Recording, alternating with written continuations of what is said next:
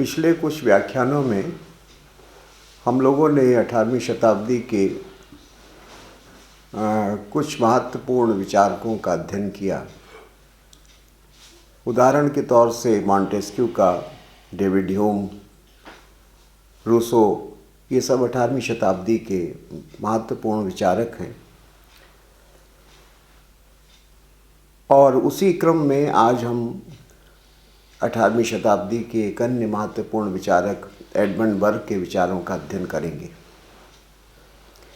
जैसा कि मैंने बताया कि 18वीं शताब्दी आधुनिकता का हाई टाइम था, उसकी एक उत्कर्ष बिंदु था, यानी और इसीलिए 18वीं शताब्दी को प्रबोध काल या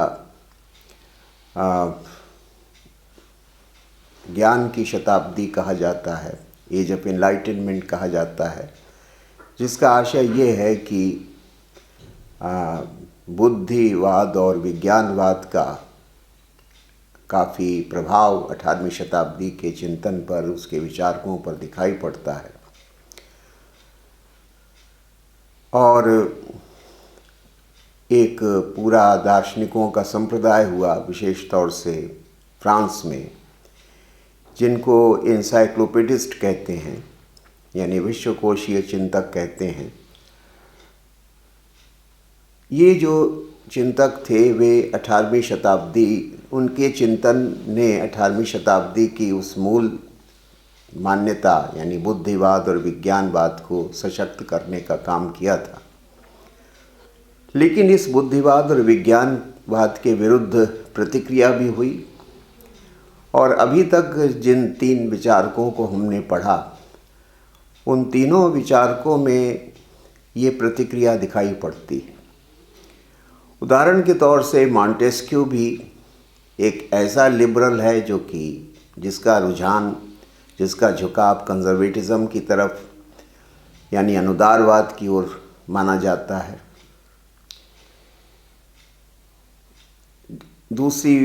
दूसरा विचारक डेविड ह्यूम हमने पढ़ा। उसने तो जो एज ऑफ एनलाइटनमेंट की जो मूलभूत मान्यता थी, विज्ञानवाद, उसी विज्ञानवाद पर गहरे प्रश्न चिन्ह लगा दिए, और अंततः वो भी भावना के महत्व को और किसी भी समाज के संचालन में या किसी भी व्यक्ति के विकास में हैबिट और कस्टम की कितनी भूमिका होती है, इसका पक्षधर, इस पर बहुत विचार किया, इसका पक्षधर है। रूसो के विषय में हम लोग पढ़ ही चुके हैं कि उसने तो 20वीं शताब्दी की जो मूल धारा थी उसके विरुद्ध एक प्रकार से विद्रोह ही कर दिया, और उस विद्रोह को रोमांटिसिज्म के नाम से जाना जाता है या भावनावाद के नाम से जाना जाता है। तो इसलिए 18वीं शताब्दी के ये तीनों विचारक किसी न किसी प्रकार से 18वीं शताब्दी की जो मूलभूत मान्यताएं थी उनके विरुद्ध खड़े थे। लेकिन इस बुद्धिवाद के विरुद्ध जो सबसे प्रबल और सबसे सशक्त आवाज़ थी वो इंग्लैंड के महान दार्शनिक एडमंड बर्ग की थी। एडमंड बर्ग का ब्रिटिश राजनीतिक चिंतन में बड़ा महत्वपूर्ण स्थान है, ख़ास तौर से जो ब्रिटिश कंजर्वेटिव ट्रेडिशन मानी जाती है, जो कि जिसका कि हमें प्रारंभ एक प्रकार से रिचर्ड हुकर और डेविड ह्यूम और फिर एडमंड बर्ग और आगे भी कई महत्वपूर्ण राजनेता और कई महत्वपूर्ण राजनीतिक विचारक इस कंजर्वेटिव ट्रेडिशन में हुए। तो उस ब्रिटिश कंजर्वेटिव ट्रेडिशन के वो एक महत्वपूर्ण दार्शनिक हैं, जिनका कि न केवल इंग्लैंड के राजनीतिक जीवन पर बल्कि यूरोप और अंततः संपूर्ण विश्व के राजनीतिक चिंतन पर बहुत गहरा प्रभाव पड़ा। और इस संदर्भ में जो कुछ विद्वानों के मंतव्य हैं एडमंड बर्क की महत्ता को दर्शाते हुए उनका उल्लेख करना आवश्यक है। एक बहुत बड़े राजनीति शास्त्री 20वीं शताब्दी में हुए हेरल्ड लास्की। हेरल्ड लास्की ने एडमंड बर्क की प्रशंसा करते हुए एक महत्वपूर्ण बात कही, the man of whom all England was the political people, कि बर्क एक ऐसे व्यक्ति थे कि जिन्होंने संपूर्ण इंग्लैंड को ही अपना राजनीतिक शिष्य बना लिया था, पॉलिटिकल पीपल बना लिया था, अपने चिंतन की शक्ति से, अपने विचार की शक्ति से। तो हेरल्ड लास्की का ऐसा मानना है। और एक इंग्लैंड के बहुत बड़े साहित्यकार हुए हैज़लिट। तो हैज़लिट ने भी बर्क की भूरी भूरी प्रशंसा की। He was eminently qualified to shine as a man of genius. वो बड़े प्रतिभा संपन्न व्यक्ति थे। He was eminently qualified to shine as a man of genius, as the instructor of mankind. एक प्रकार से वे मानवता के उपदेशक थे, मनुष्य जाति के उपदेशक थे। As the brightest luminary of his age, अपने युग के सबसे प्रकाशमान नक्षत्र थे। But he had nothing in common with that motley crew of the knights, citizens and burgesses. लेकिन जब और इंग्लैंड एडमंड बर्क कॉमन सभा के काफ़ी लंबे समय तक सदस्य भी रहे इंग्लैंड की कॉमन सभा के, तो हैज़लिट कहते हैं कि वो जो उस समय कॉमन सभा में जो नाइट्स और जो बर्जेस और दूसरे लोग बैठते थे, उनमें और बर्क में बहुत बड़ा अंतर था, क्योंकि वो लोग बड़े सामान्य कोटि के व्यक्ति थे, जबकि एडमंड बर्क एक असाधारण व्यक्ति थे। तो इसलिए वो कहते हैं कि he had nothing in common with that motley crew of the knights, citizens and burgesses. He was above it. वो उन सब से बहुत ऊपर थे। तो इस प्रकार से हैज़लिट ने बर्क की महत्ता को रेखांकित किया है। तो इतना महत्व है राजनीतिक चिंतन के इतिहास में एडमंड बर्क का। बर्क का जन्म 1729 में हुआ और 1797 में उनका देहांत हुआ। उनका जन्म आयरलैंड में हुआ था, यानी वो आयरिश थे, डबलिन शहर में। उनके पिता एक सॉलिसिटर थे, यानी वकालत का पेशा करते थे। अपनी दीक्षा के लिए वो डबलिन के प्रतिष्ठित कॉलेज ट्रिनिटी कॉलेज में गए, वहाँ उन्होंने शिक्षा प्राप्त की। कानून के क्षेत्र की ही शिक्षा प्राप्त करने वो गए, लेकिन कानून की शिक्षा में, कानून के अध्ययन में उनकी रुचि बड़ी जल्दी समाप्त भी हो गई। उसके बाद वो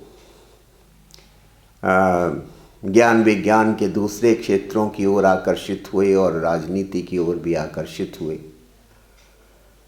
1756 में उनकी पहली पुस्तक प्रकाशित हुई, जो एज ऑफ एनलाइटनमेंट की एक मूलभूत मान्यता थी, जिसका कि प्रतिपादन रूसो ने किया था कि प्रकृति नेचर की तरफ वापस चले जाएं, बैक टू नेचर की कॉल,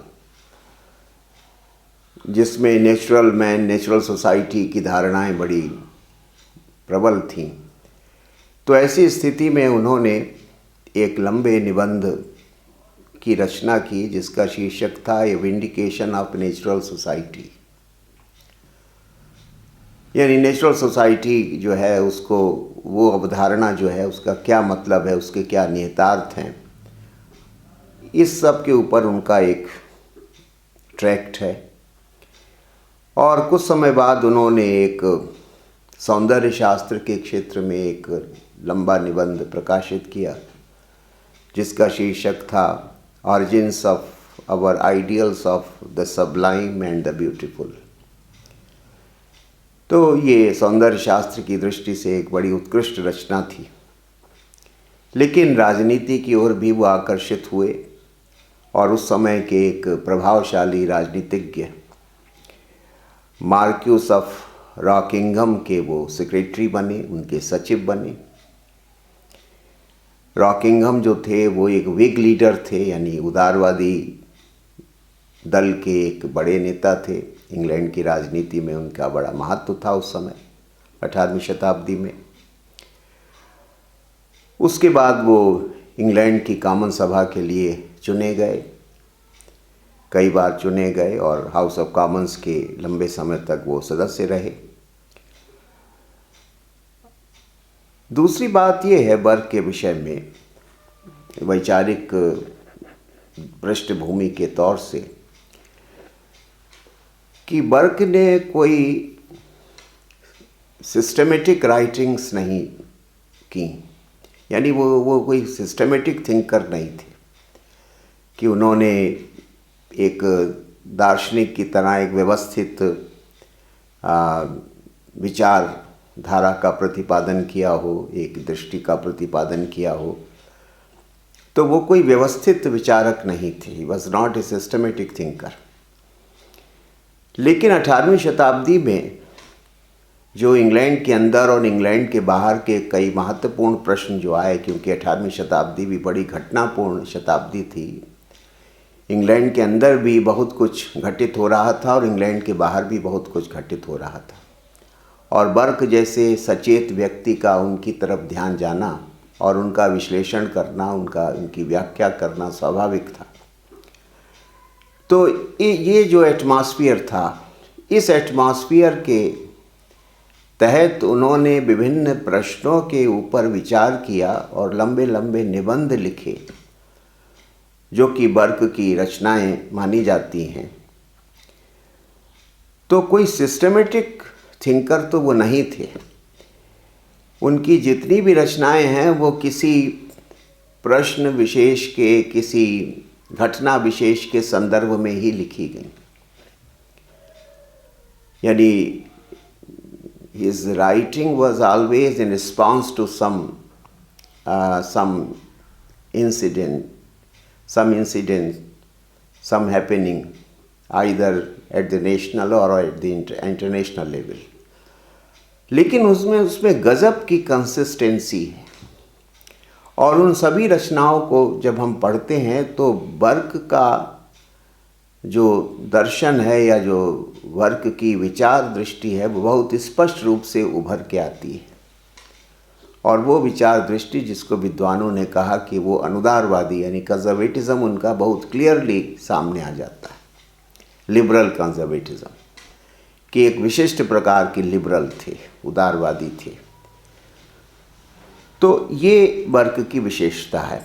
अब इस संदर्भ में जो मुख्य घटनाएं थीं और उनके संदर्भ में जो उन्होंने ग्रंथ लिखे, जो उन्होंने रचनाएं लिखी, उनकी ओर हमें ध्यान देना चाहिए।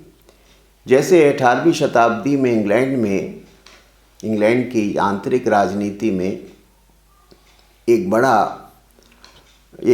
बड़ी चुनौती सामने आ रही थी, और वो चुनौती जॉर्ज III के रूप में सामने आ रही थी, जो कि इंग्लैंड का सम्राट था। 1689 की क्रांति के बाद जो कॉन्स्टिट्यूशनल सेटलमेंट हो चुका था, और जिसका मतलब ये था कि इंग्लैंड में राजा की जो सत्ता थी अब वो केवल नाम मात्र की रह गई थी, और वास्तविक सत्ता अब संसद के पास और प्रधानमंत्री के पास जा रही थी। 1889 के बाद जो भी सम्राट हुए उन्होंने इस परिवर्तन को स्वीकार कर लिया था, ख़ास तौर से जॉर्ज प्रथम और जॉर्ज द्वितीय ने। उन्होंने इसी दिशा में कार्य किया, यानी उन्होंने जो इंग्लैंड की शासन व्यवस्था में जो एक बड़ा परिवर्तन आ चुका था कि मोनार्क केवल नाम मात्र का रह गया था और धीरे धीरे संसद की शक्ति और प्रधानमंत्री की शक्ति बढ़ रही थी और एक तरह से इंग्लैंड धीरे धीरे रिस्पॉन्सिबल गवर्नमेंट की ओर जा रहा था, पार्लियामेंट्री गवर्नमेंट की ओर जा रहा था। तो इसको लोग सम्राटों ने स्वीकार कर लिया था। लेकिन जब जॉर्ज थर्ड सम्राट बना तो उसने फिर घड़ी को वापस दिशा में लौटाने का प्रयास किया, यानी उसने फिर से एक सम्राट के जो प्रेरोगेटिव्स थे, जो प्रिविलेजेस थे, जो कि एक तरह से लैप्स कर चुके थे, उनको फिर से रिवाइव करने की कोशिश की और सम्राट के पद को कुछ शक्तिशाली बनाने का प्रयास किया, जिसका विरोध होना स्वाभाविक था और इंग्लैंड में बहुत विरोध हुआ, राजनीतिक दलों के द्वारा, संसद के द्वारा, जनता के द्वारा, कि जो विकास की प्रक्रिया चल रही है उसको आप क्यों अवरुद्ध कर रहे हैं। तो ये जो एक कॉन्स्टिट्यूशनल क्राइसिस पैदा हुआ था इंग्लैंड की राजनीति में, जॉर्ज तृतीय की महत्वाकांक्षाओं के कारण, उसके अहंकार के कारण, ऐसी स्थिति में बर्क ने ये दृष्टिकोण प्रतिपादित किया कि राजा को अब ये वापस अपनी सत्ता को प्राप्त करने का प्रयास नहीं करना चाहिए और जो ग्लोरियस रेवोल्यूशन में, गौरवपूर्ण क्रांति में जो चीज़ 1889 में तय हो चुकी है उसको अब छेड़ना नहीं चाहिए, अन्यथा सम्राट के लिए भी समस्याएं खड़ी होंगी और शासन व्यवस्था के सामने भी समस्याएं खड़ी होंगी और लोग इसको अब स्वीकार नहीं करेंगे। यानी जो जिस दिशा में इंग्लैंड का संवैधानिक विकास हो रहा था, बर्क ने कहा कि उसी दिशा में उसका विकास होना चाहिए और राजा को उस धारा को अवरुद्ध नहीं करना चाहिए। इस संदर्भ में उसने एक लंबा निबंध लिखा, thoughts on the cause of the present डिसकंटेंट्स। 1770 में ये प्रकाशित हुआ था। तो इस तरह से वो जो एक जटिल संवैधानिक समस्या आई, उसके रिस्पांस में बर्क की ये रचना सामने आई।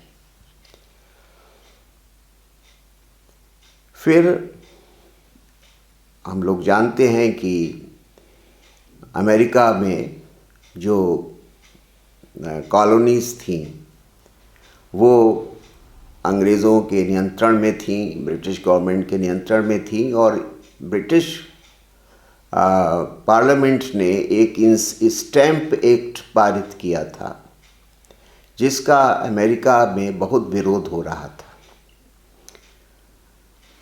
तो वो भी एक घटना थी जिसने कि बर्क को अपने विचार प्रस्तुत करने का या अपना जो स्टैंड है उसको स्पष्ट करने का अवसर दिया था।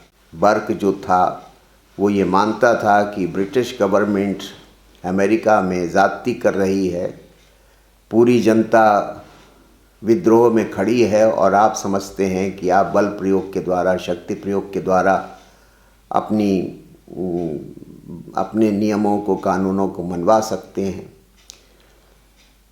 तो बर्क ने अमेरिकन कॉलोनीज़ का पक्ष लिया था उस सारे घटनाक्रम के दौरान जो कि स्टैम्प एक्ट से पैदा हुआ था 1765 में।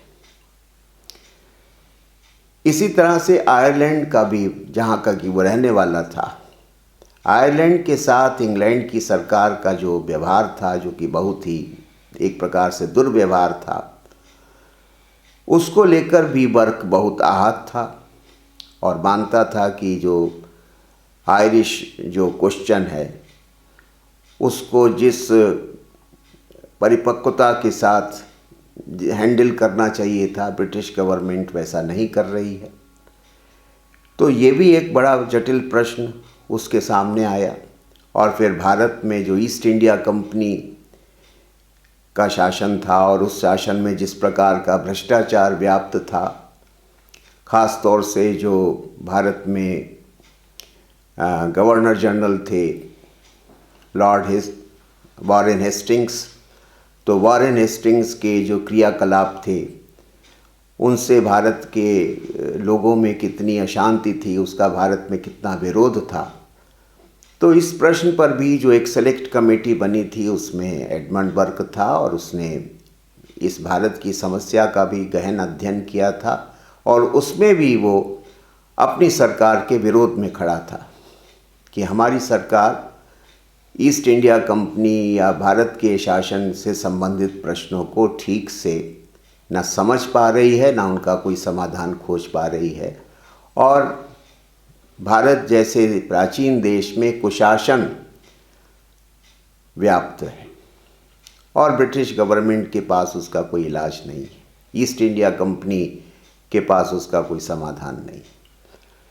तो इसलिए ये भी एक प्रश्न आया उसके सामने और इन प्रश्नों पर भी उसने अपने विचार बड़े प्रभावशाली तरीके से प्रस्तुत किए।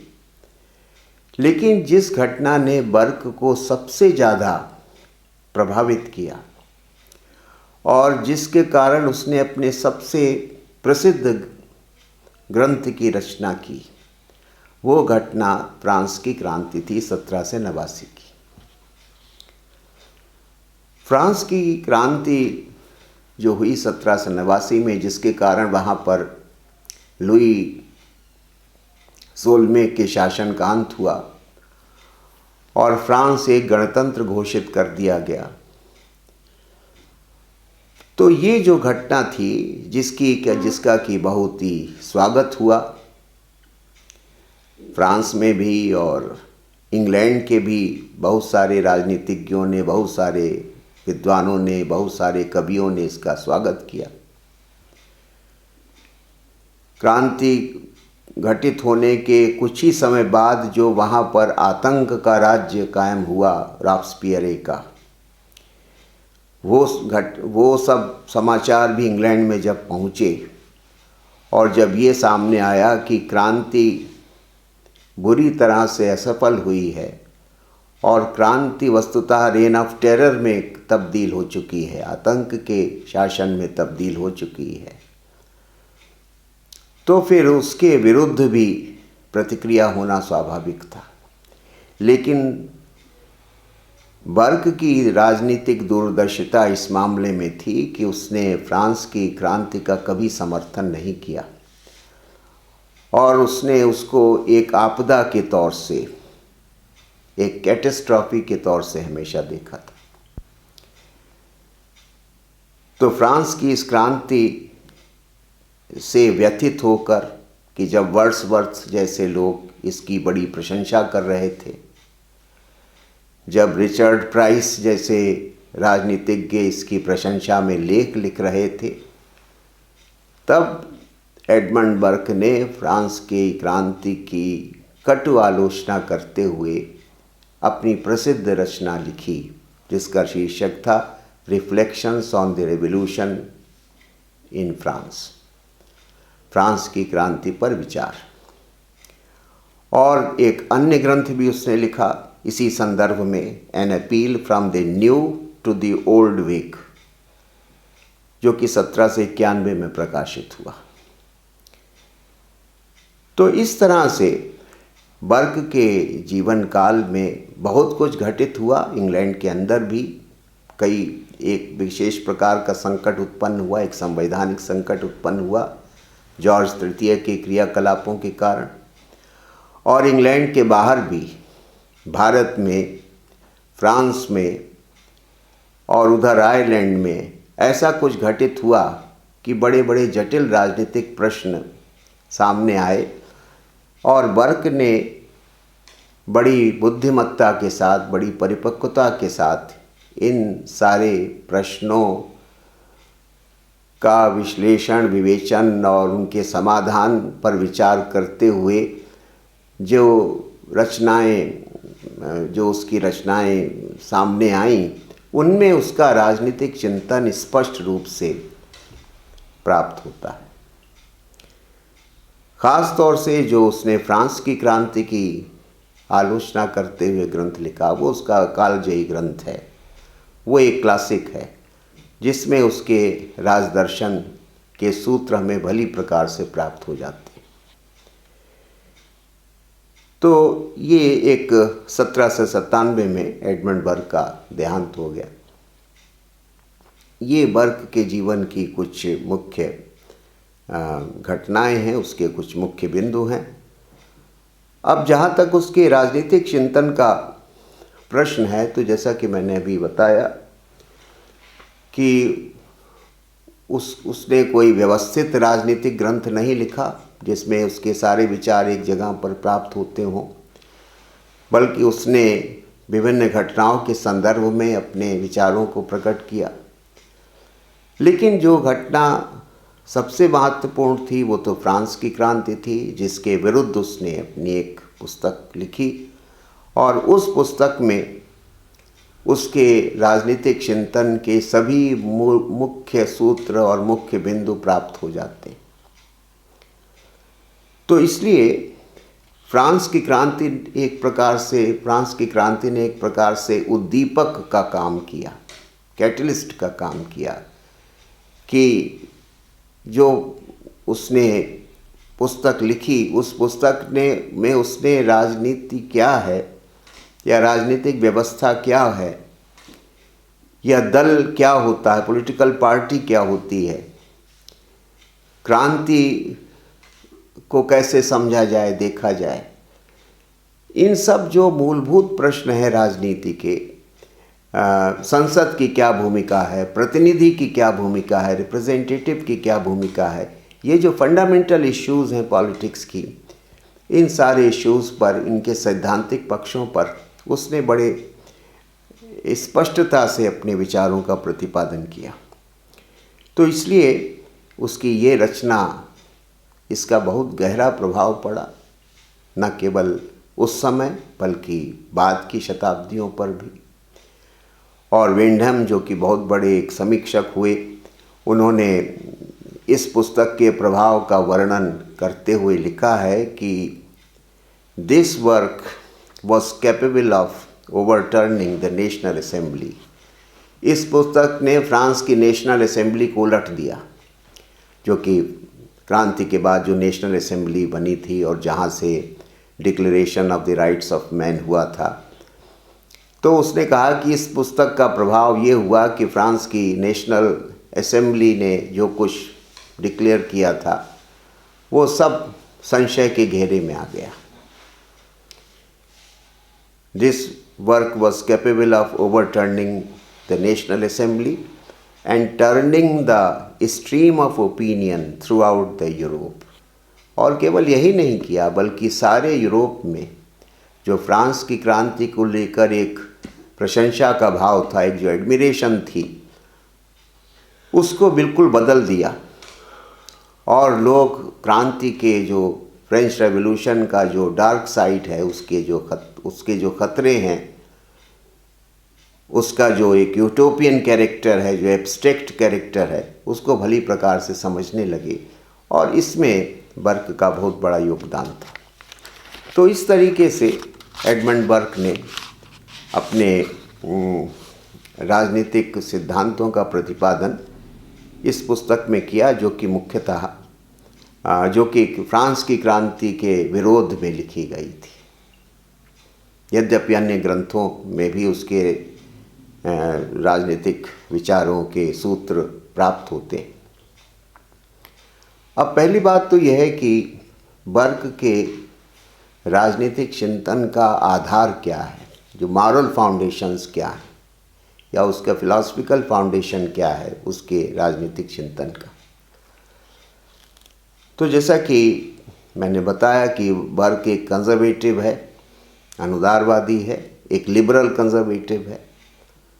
ये शब्दावली तो बाद में आई कंजर्वेटिव, लेकिन वो तो उस समय तो वो लिबरलिज्म में भी कई धाराएं हैं। उसमें एक धारा जिसको लिबरल कंजर्वेटिज्म कहते हैं, उसको वो रिप्रेजेंट करता है।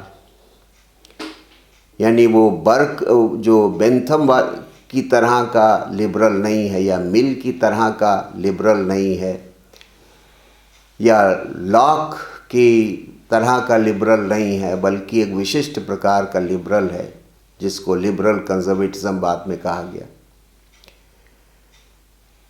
तो ये जो लिबरल कंजर्वेटिज्म वर्क का है, इसकी जो फाउंडेशन है वो क्या है, या उसका जो मॉरल बेसिस है वो क्या है?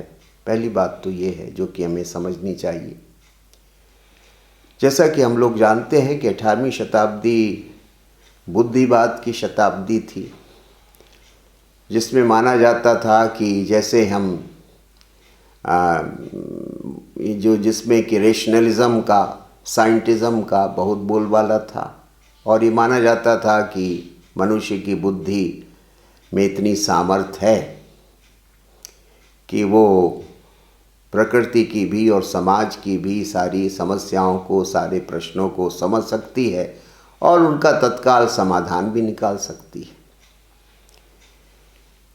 तो ये जो बुद्धिवादी विश्वास था, या जो विज्ञानवादी जो आग्रह था, ये 18वीं शताब्दी की मुख्य विशेषता थी। और अन्य लोगों की तरह बर्क भी इसको स्वीकार नहीं करता। वो ना बुद्धिवाद को स्वीकार करता है, ना बुद्धिवाद से उपजे अमूर्त विचारों और अमूर्त सिद्धांतों को स्वीकार करता है। जो मिलिटेंट रेशनलिज्म था 18वीं शताब्दी का, जो एब्स्ट्रैक्ट थिंकिंग थी 18वीं शताब्दी की, जो एप्रायरी थियरीज दी जा रही थी कि जैसे कि विचारक बैठा और उसने कुछ थियरीज गढ़ ली और उन थियरीज को समाज के ऊपर, राजनीति के ऊपर लागू कर दिया और सब ठीक हो जाएगा। तो ये इस प्रकार की जो दृष्टि 18वीं शताब्दी में व्याप्त थी, वो उस प्रकार की दृष्टि को कतई अस्वीकार करता है। इसलिए अस्वीकार करता है क्योंकि बर्क कहता है कि समाज या राजनीति एक बड़ी जटिल संरचना होती है, और उस जटिल संरचना को आप रेशनलिस्ट फार्मूलों से, बुद्धिवादी फार्मूलों से नहीं समझ सकते, और ना उसके प्रश्नों का समाधान कर सकते। ऐसा उसका मानना था। समाज का जो ताना बाना होता है वो कई शताब्दियों में, सैकड़ों हजारों वर्षों में विकसित होता है। अनेक प्रकार के अनुभवों के बीच से समाज विकसित होता है। इसके कारण इसमें हैबिट्स का, कस्टम्स का, ट्रेडिशंस का बहुत बड़ा रोल रहता है समाज के विकास में, भावना का, फीलिंग्स का, इमोशंस का। और उसमें ठीक है, एक कारक उसमें बुद्धि भी रहती है। तो इसलिए जो समाज जैसी जो संस्था है, जो कि इतनी जटिल संस्था है, तमाम प्रकार के मनुष्य और तमाम प्रकार की social, political forces, cultural forces जिनसे वो बनता है, उनको आप शुद्ध बुद्धिवादी तरीके से या किन्हीं अमूर्त सिद्धांतों के आधार पर या अप्रायरी रीजनिंग्स के आधार पर आप उसको ना समझ सकते हैं, ना आप उसकी व्याख्या कर सकते हैं, ना उसके प्रश्नों और समस्याओं का समाधान कर सकते हैं। ना तो अंडरस्टैंडिंग पॉसिबल है, ना चेंज पॉसिबल है रेशनलिस्ट जो तौर तरीके हैं उनके आधार पर, बुद्धिवादी तौर तरीकों के आधार पर। क्योंकि जो रेशनलिज्म होता है वो तो बहुत ही वन डायमेंशनल और बहुत ही सुपरफिशियल होता है। वो समझता है कि, और जैसे उसने कहा भी कि वो तो गणित की तरह काम करने वाली जो अप्रोच है वो पॉलिटिक्स में, सोसाइटी के अंडरस्टैंडिंग में लागू नहीं होती। और उसका बड़ा प्रसिद्ध कथन है, the lines of morality are not like the ideal lines of mathematics. नैतिक जीवन के क्षेत्र की रेखाएं गणित की रेखाओं जैसी नहीं होती। यानी सामाजिक राजनीतिक जीवन की जो रेखाएं होती हैं वो गणित की ज्योमेट्री की लाइंस की तरह नहीं होती। They are broad as well as deep as well as long. राजनीतिक सामाजिक जीवन की जो रेखाएं होती हैं वो लंबी भी होती हैं, चौड़ी भी होती हैं, गहरी भी होती हैं, यानी उनके बहुत सारे डायमेंशंस होते हैं। जो ज्योमेट्री की जो लाइन है, मैथमेटिक्स की जो लाइन है, वो तो सीधी सादी होती है एक बिंदु से दूसरे बिंदु तक।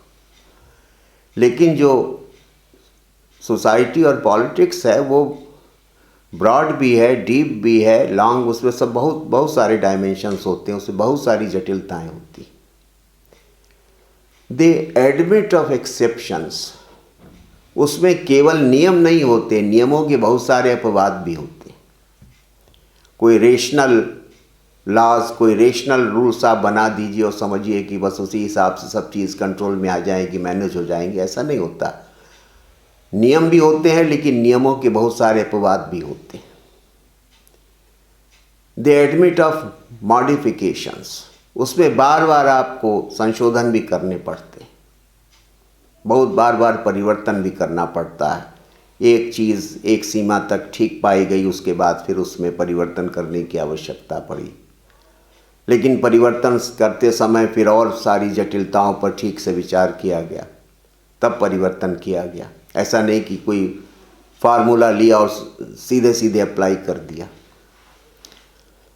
तो ये जब समाज की स्थिति है, राजनीतिक सामाजिक जीवन का जब ये स्वरूप है कि वो बहुत ही कॉम्प्लेक्स, कॉम्प्लिकेटेड, मल्टी डायमेंशनल होता है, उसकी जड़ें इतिहास में होती हैं, उसमें हमारी भावनाओं का, इच्छाओं का,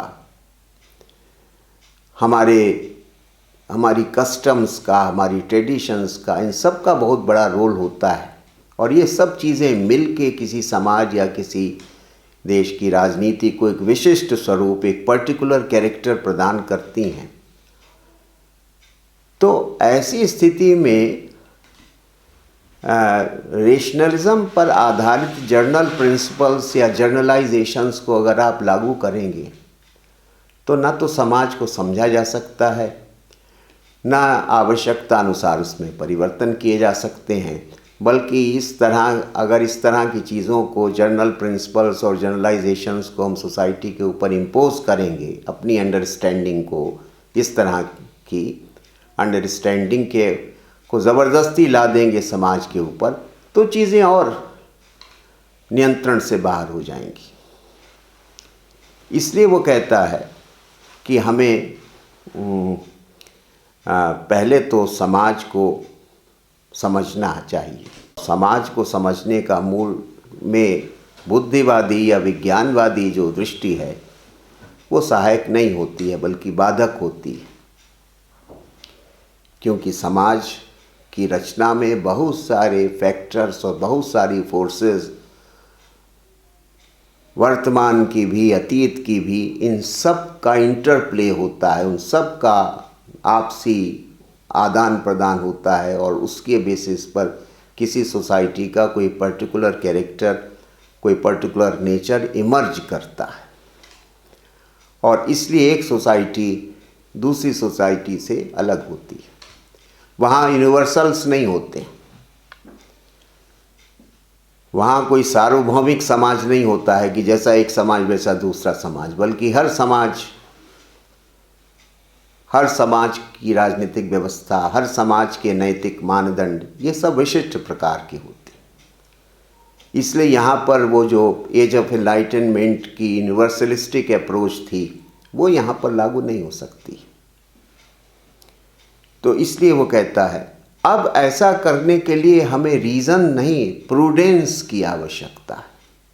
वो कहता है प्रूडेंस के द्वारा समाज को समझा जाता है, रीज़न से नहीं। प्रूडेंस होती है कि ऐसी बुद्धि जो कि बहुत सारे अनुभवों पर और बहुत सारे पक्षों के ज्ञान पर आधारित होती है। हिंदी में शायद उसको, जैसा कि भगवत गीता का एक शब्द है, व्यावसायित्मिका बुद्धि। तो ये जो प्रूडेंस है वो सबसे महत्वपूर्ण गुण होता है राजनेता के लिए। जिस राजनेता में प्रूडेंस होता है वही अपने समाज के प्रश्नों को ठीक से समझ सकता है और उनका समाधान कर सकता है। इसलिए जो फिलॉसफीज यानी जो इंसाइक्लोपीडिस्ट जिस रीज़न का प्रतिपादन कर रहे थे वो रीज़न नहीं, बल्कि accumulated wisdom of ages and nations की जो हमारी सैकड़ों वर्षों के अनुभव पर आधारित जो बुद्धि है, विवेक है, उससे प्रश्नों के समाधान होते हैं, एब्स्ट्रैक्ट रीज़न पर नहीं, जिसका प्रतिपादन 18वीं शताब्दी के दार्शनिकों के द्वारा किया जा रहा था। फिलॉसफी नाम के जो दार्शनिक कर रहे थे वो एब्स्ट्रैक्ट रीज़न था। तो वो रीज़न जिसकी चर्चा प्लेटो ने की है या एरिस्टोटल ने की है, जो कि किसी राष्ट्र के संचित अनुभव से उत्पन्न जो विवेक होता है, उस विवेक से एक समाज को या उसकी राजनीति को समझा जाता है। तो इसलिए वो कहता है, तो इस अर्थ में वो रीज़न का अर्थ बदल देता है, उसको और डीपर और ब्रॉडर बना देता है कि हमें बुद्धि शब्द को बहुत गहराई में जाके समझना है, उतना सुपरफिशियली नहीं जितना कि ये लोग प्रतिपादित कर रहे हैं। तो इसलिए वो कहता है प्रूडेंस, और ये जो प्रूडेंस है वो कहता है ये पहला फर्स्ट पॉलिटिकल वर्च्यू है, ये पहला राजनीतिक गुण है, ये किसी राजनेता की पहली योग्यता है कि उसके अंदर प्रूडेंस होनी चाहिए। और इसी प्रूडेंस से कोई सोसाइटी रेगुलेट होती है, किसी सोसाइटी के स्टैंडर्ड्स तय होते हैं, किसी सोसाइटी की दिशा तय होती है।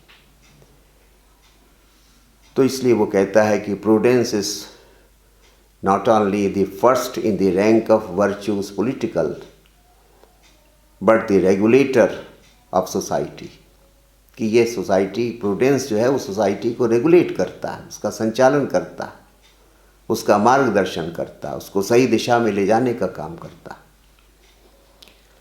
तो इसलिए वो ये मानता है कि रीज़न जो है वो जिस अर्थ में 18वीं शताब्दी में बुद्धिवाद का प्रतिपादन हो रहा था, वो तो पावरलेस है सोसाइटी और पॉलिटिक्स की कॉम्प्लेक्सिटीज़ को समझने में। उस रीज़न के सहारे तो समाज और राजनीति को समझा ही नहीं जा सकता, ऐसा उसका मानना है। तो इस संदर्भ में जैसा कि पार्किन, जो कि एक बड़े समीक्षक हुए बर्क के, तो पार्किन ने एक बड़ी महत्वपूर्ण बात कही। पार्किन कहते हैं बर्क के विचारों को स्पष्ट करते हुए कि बर्क क्या कहना चाहता है, to assume that truth has just come to light with one self after centuries of darkness is for Burke suicidal egoism. ये सोचना कि सत्य का जन्म मेरे साथ हुआ है, यानी आज 18वीं शताब्दी में आदमी के पास ज्ञान आया है, बुद्धि आई है, और अब हम आज से शुरू करेंगे, अभी तक तो अंधेरे में रह रहे थे, ये एक सुसाइडल ईगोइज्म के अलावा और कुछ नहीं, ये आत्मघाती अहंकार। बर्क इसका विरोधी था कि जो 18वीं शताब्दी के दार्शनिक प्रतिपादित कर रहे थे कि अब हम इनलाइटेंड हुए हैं, अब हमारे पास रेशनल कैपेसिटी आई है, अभी तक तो हम अंधकार में रह रहे थे और इसलिए हमें बिल्कुल जैसे क्लीन स्लेट से शुरुआत करनी है। तो वो कहता है कि ये सब तो केवल अहंकार है, ऐसा तो होता नहीं। To assume that truth has just come to light with one self after centuries of darkness is for Burke suicidal egoism. It is throwing away one's compass in the mid-ocean. ये तो इस तरह का बुद्धिवाद तो ऐसा हुआ कि यानी हम जो एक्यूमुलेटेड विजडम है उसका सहारा नहीं लेंगे, उसको हमने अंधविश्वास कह के या आउट ऑफ डेट कह के रिजेक्ट कर दिया और अब हम बिल्कुल नए सिरे से चीज़ें शुरू करेंगे। तो ये तो ऐसा है जैसे कि कोई समुद्री यात्रा कर रहा हो और जो नाविक है वो कंपास को ही फेंक दे और फिर वो समझे कि वो जहाज़ को उसके लक्ष्य तक पहुंचा देगा, क्योंकि जब आपने दिशा बोधक यंत्र को फेंक दिया तो जहाज़ भटक जाएगा। तो ये जो बुद्धिवाद है ये राज्य रूपी जहाज को भटकाने का काम करेगा, ना कि राज्य का नव निर्माण करेगा। जैसे कि फ्रांस की क्रांति में जो बिल्कुल नए नए स्लोगन्स आ रहे थे, वो कहता है कि फ्रांस का इतिहास तो इन सब चीज़ों को जानता नहीं, पहचानता नहीं। क्रांतिकारी दावा कर रहे हैं कि वे एक नए प्रकार का फ्रांस बनाएंगे जिसमें स्वतंत्रता होगी, समानता होगी, बंधुत्व होगा।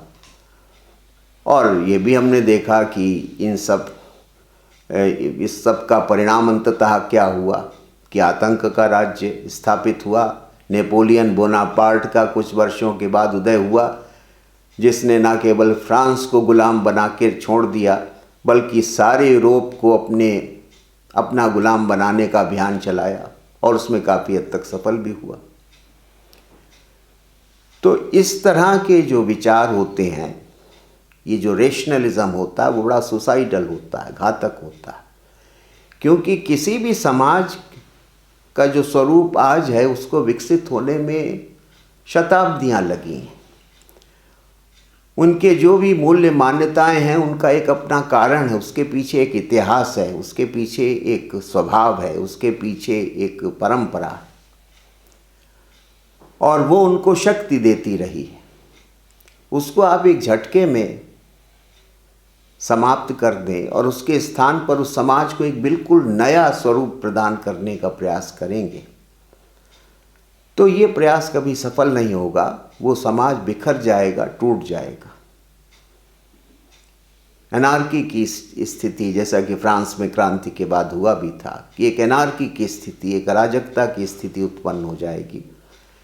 तो इसलिए प्रूडेंस वो कंपास है जिससे किसी राजनीतिक समाज को दिशा बोध होता है। बिना प्रूडेंस के किसी राजनीतिक समाज को न समझा जा सकता है, ना परिवर्तित किया जा सकता है, ना उसकी कमियों को दूर किया जा सकता है और ना उसको सही दिशा में ले जाया जा सकता है। तो इस आधार पर बर्क जो है वो एब्स्ट्रैक्ट रेशनलिज्म का कटु विरोधी है, कटु आलोचक है। और उसका ये मानना है कि जो 18वीं शताब्दी के चिंतक हैं, इसकी जो मुख्य धारा है, या फ्रांस के क्रांतिकारियों की जो मुख्य विचारधारा है, वो मॉरलिटी के, सोसाइटी के, पॉलिटिक्स के कुछ एब्स्ट्रैक्ट सिद्धांत उनके दिमाग में हैं, जिनको उस देश ने कभी जिया नहीं या जिसका उस देश के लोगों को कभी अनुभव नहीं हुआ। एकदम से नए नोवेल कॉन्सेप्शंस ले आए हैं और उन नोवेल कॉन्सेप्शंस को इम्पोज करके समझते हैं कि हम एक नए समाज की, श्रेष्ठ समाज की रचना कर देंगे। तो ये केवल एक मृगमरीचिका है। ये तो ऐसा ही है कि जैसे आप बिना दिशा बोधक यंत्र के यात्रा करना चाहें समुद्र में, तो पूरी संभावना है कि आपका जहाज़ भटक जाएगा। तो इसलिए वो कहता है कि पॉलिटिक्स की जो मॉरल फाउंडेशन है वो यहाँ से प्रारंभ होती है कि हर समाज का जो इतिहास है, उसकी जो वहाँ के लोगों का जो स्वभाव है, उनकी जो मान्यताएं हैं, उनकी जो परंपराएं हैं, जो उनका जातीय अनुभव है, जिसको वो accumulated wisdom of ages and nations कहता है, कि जो एक्यूमुलेटेड विजडम है वो किसी भी समाज को समझने में या उसको परिवर्तित करने में उसके आधार पर काम होना चाहिए। तो इसलिए वो कहता है कि ये जो बैंक और कैपिटल है एक्यूमुलेटेड विजडम की, इस बैंक और कैपिटल के सहारे राष्ट्र निर्माण होता है।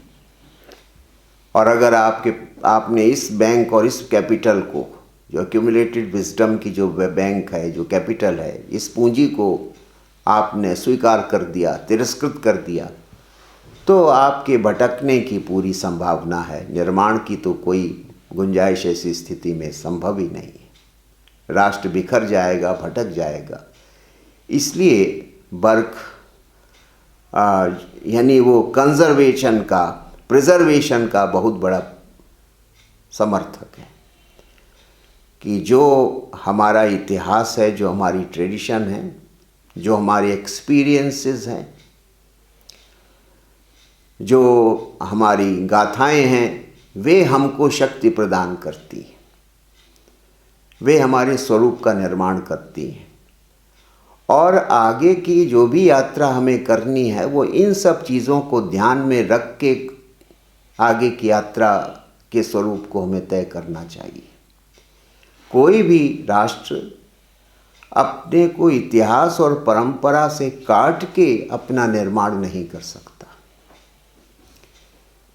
तो ये जो कंजर्वेशन के प्रति, प्रिजर्वेशन के प्रति जो बर्क का आग्रह है, ये उसको 18वीं शताब्दी के बुद्धिवादियों और अन्य उदारवादियों से अलग करता है। तो ये उसके राजनीतिक चिंतन का मूल आधार है, या उसके राजदर्शन का मूल आधार है। बाकी जो अन्य पक्ष हैं अब इसके ऊपर जो आधारित हैं, उनको हम लोग अगले व्याख्यानों में देखें।